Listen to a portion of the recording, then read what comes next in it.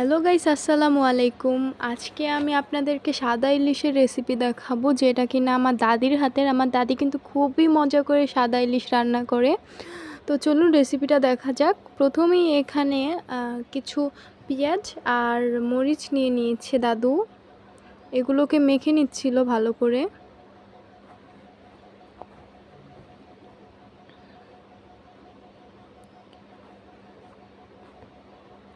এখন এর মধ্যে তেল দিয়ে দিচ্ছিল পরিমাণ মতো।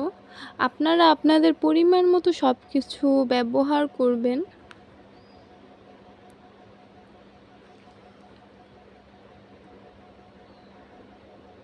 এরপরে এখানে মাছগুলোকে দিয়ে নিচ্ছিল।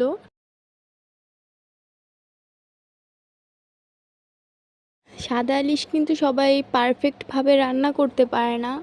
আমার দাদু কিন্তু অনেক বেশি মজা করে রান্না করে, যেটা কিনা